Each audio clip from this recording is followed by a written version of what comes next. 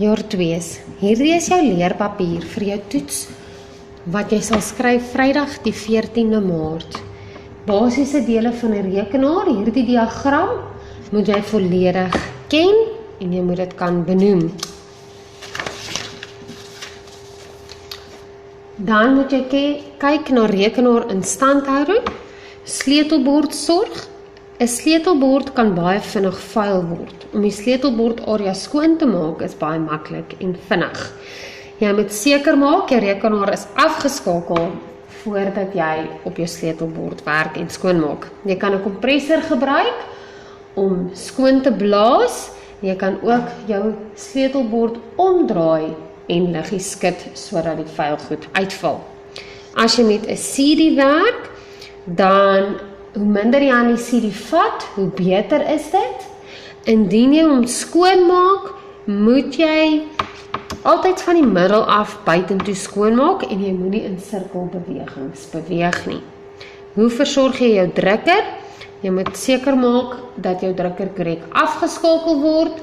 Jy trek of ruk nie net 'n papier uit 'n drukker uit nie. Jy moet seker maak jy maak al die flappies oop en haal jou ink uit en haal die sogenaamde paper jam netjies en saggies uit. Anders kan jy die wielietjies beskadig van jou printer.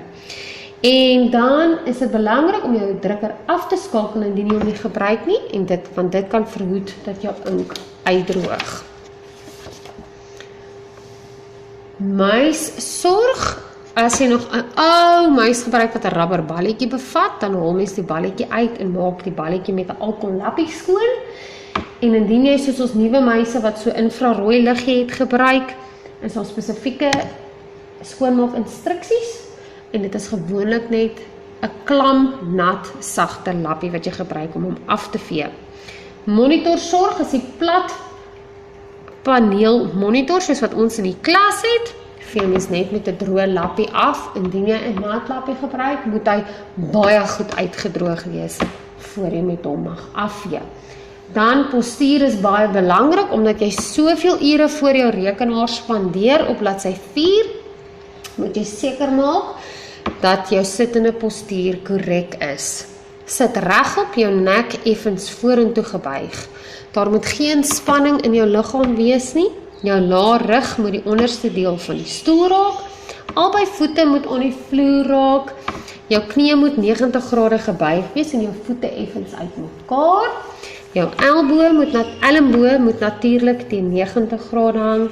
Muise en die sleutelbord moet by mekaar gehou word.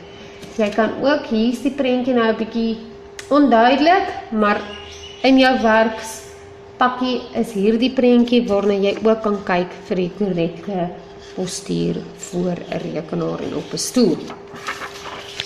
Dan op bladsy 5, kantoorspasie en toerusting, kan jy net so vinnig na hierdie prentjie kyk om jou te vergewis van watter tipe toerusting in 'n kantoorspasie gebruik word. Dan baie belangrik is hierdie tabel.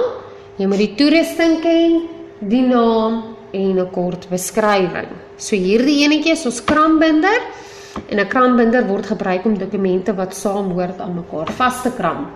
'n Swaardienskrambinder is vir dikker dokumente en bind 'n dik pak dokumente. 'n Lang arm krambinder word kram in die middel van 'n boek. Dan kry mens 'n kramverwyderaar, word gebruik om krammetjies uit te haal. 'n Gaatjiepons ken ons almal. Jy gebruik dit om gaatjies in dokumente te druk wat jy gaan liaseer. Dan op bladsy 7 moet jy weet hierdie is 'n guillotine en 'n guillotine het 'n skerp lem wat reguit deur papier of karton kan sny. Dan is dit 'n snippermasjien en 'n snippermasjien word gebruik om ongewenste dokumente te versnipper. 'n Lamineermasjien word gebruik om dokumente met behulp van hitte met 'n laag plastiek oor te trek sodat dit langer kan hou. Liaseermandjie is dokumente word in 'n liaseermandjie gestoor totdat dit geliaseer word. Dan 'n leer Laers word gebruik om dokumente in te stoor, sodat dit later weer maklik opgespoor kan word. Dan op bladsy 8, om vir net te weet, 'n sakrekenaar, en 'n sakrekenaar word gebruik om ingewikkelde berekeninge te doen, en 'n datumstempel, wat gebruik word om 'n spesifieke datum op 'n dokument te druk, byvoorbeeld die datum wat dit ontvang is.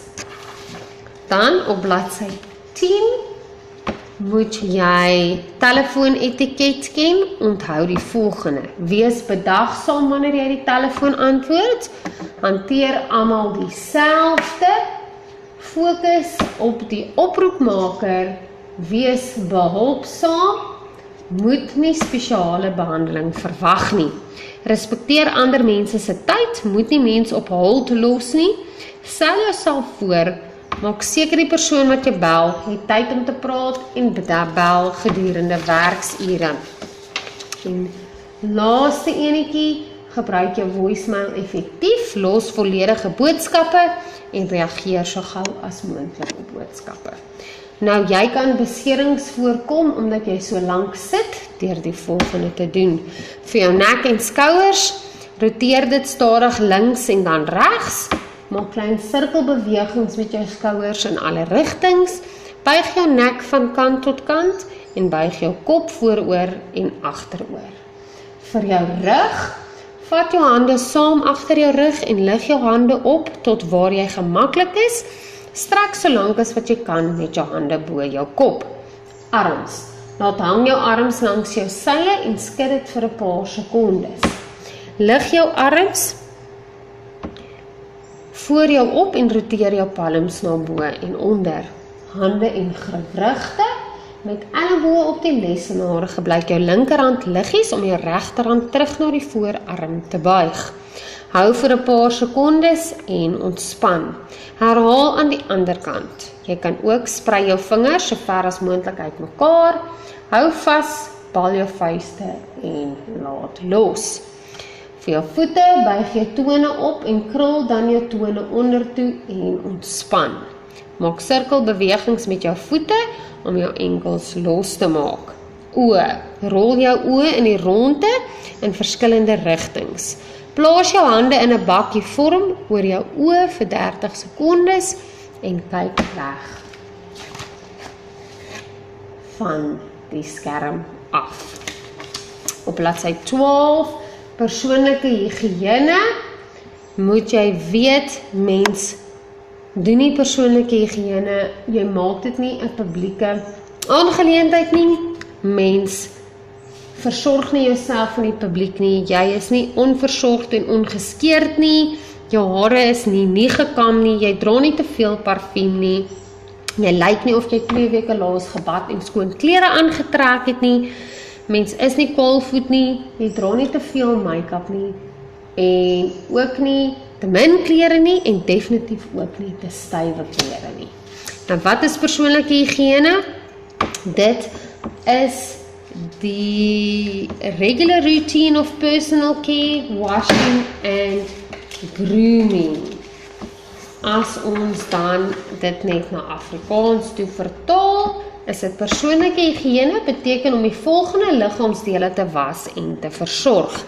Jou hare, jou gesig en jou lyf, jou tande, jou ore, jou hande, jou naels en jou voete.